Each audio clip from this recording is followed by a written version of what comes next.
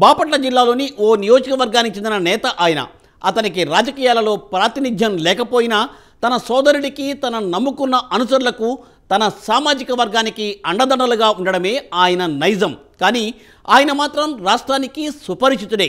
అయితే ప్రస్తుతం ఆ నేత ఓ పార్టీలో చేరి కీలకమైన బాధ్యతలను చేపట్టారు. రానున్న ఎన్నికల్లోనైనా ఆ నేత ప్రత్యక్ష ఎన్నికల్లో నిలబడతారా, లేక తాను నమ్ముకున్న పార్టీ గెలుపు కోసం మాత్రమే పనిచేస్తారా? Let us watch the story.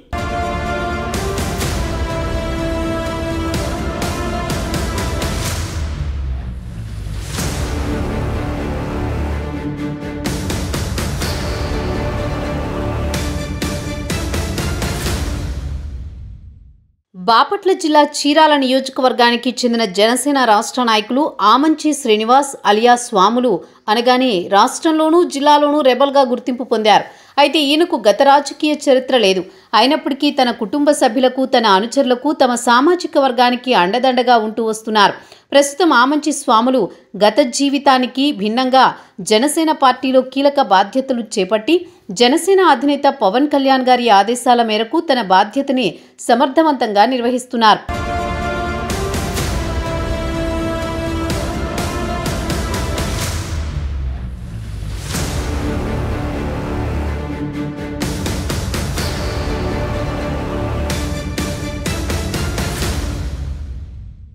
Amanchi Srinivas Alia స్వాములు ఈయన వేటపాలెం మండలం పందిళ్లపల్లి గ్రామంలో ఓ మధ్యతరగతి వ్యవసాయ కుటుంబమైన ఆమంచి వెంకటేశ్వర్లు, ఆమంచి సుబ్బరావమ్మలకు మొదటి కుమారుడిగా జన్మించారు.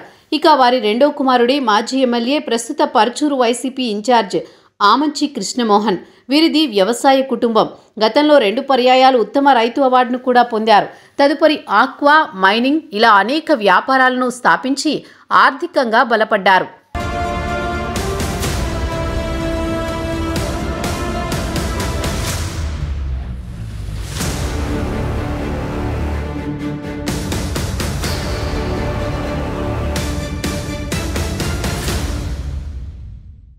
అయితే ఇన్నాళ్లుగా తన సోదరుడు ఆమంచి కృష్ణమోహన్ రాజకీయ ప్రవేశం చేసి అంచెలంచెలుగా ఎదుగుతుంటే తనకు అండదండగా మాత్రమే నిలిచారు.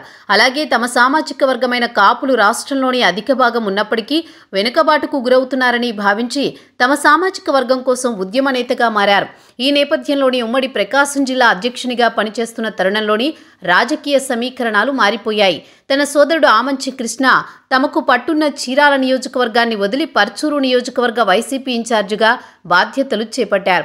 అయితే ఆమంచి స్వాములు ఇప్పటి వరకు రాజకీయాలకు దూరంగా ఉన్నప్పటికీ తమ సామాజిక వర్గానికి దగ్గరగా ఉన్న జనసేన పార్టీలో చేరి పార్టీ రాష్ట్ర కార్యదర్శిగా బాధ్యతలు చేపట్టారు. ఇన్నాళ్లుగా తనకు, తన కుటుంబానికి అండదండగా నిలిచిన చీరాల నియోజకవర్గ ప్రజలకు, తమ అనుచరులకు అండదండగా నిలవాలన్న సంకల్పంతో చీరాల జనసేన పార్టీ ఇన్ఛార్జిగా కూడా బాధ్యతలు తీసుకున్నారు.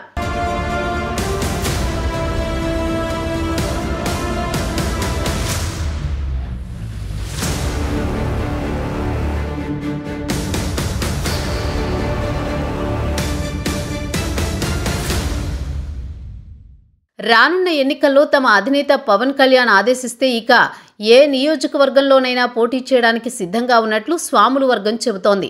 ఒకవేళ టీడీపీ జనసేన పొత్తులో భాగంగా సీటు రాకపోయినా రాష్ట్ర వ్యాప్తంగా కూటమి గెలుపు కోసం తమ వంతుగా కృషి చేసేందుకు సిద్ధమయ్యారు.